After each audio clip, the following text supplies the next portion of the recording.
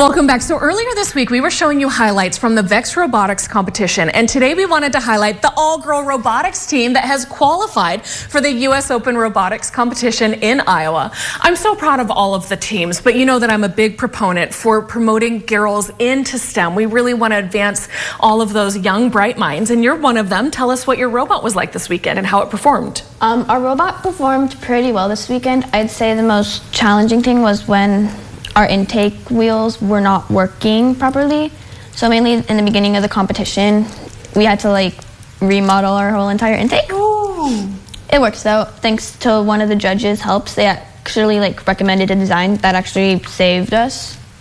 That's fantastic. So it's not just the problem solving, but then being able to do those repairs on the fly. Talk about stress. How'd you get through it?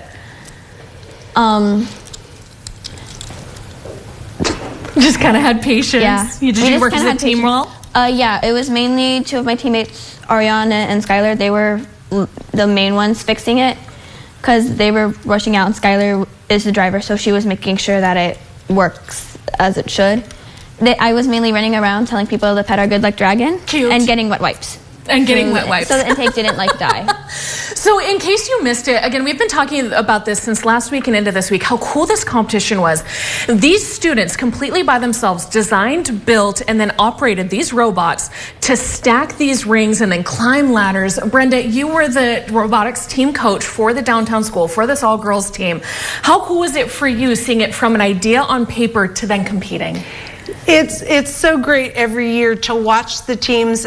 Two of my teams this year had never competed in a robotics competition. The girls team is actually a team that they competed last year together. And all three teams made it to state finals this last weekend. So it's great to watch them learn how to talk to each other, learn how to figure out how to fix something when it's broken, and they're under stress and not be taking each other's heads off. Right. You know, I tell them my job is just simply to make sure they all survive. And again, these are such life skills beyond just being a fun competition. So now you're going to nationals next week in Iowa. Are you excited? I mean, obviously you're excited, but how are you preparing? We're mainly making sure that our robot is working, and any tweaks that we want to make, we're working with that. We're also making sure that our engineering notebook is up to date because that's what mainly got us into Iowa. We're also working on disassembling our robot that we used earlier in the season because it wasn't as efficient and we only kept it around while we were building this robot. That way we weren't, we had something that worked. This is so cool.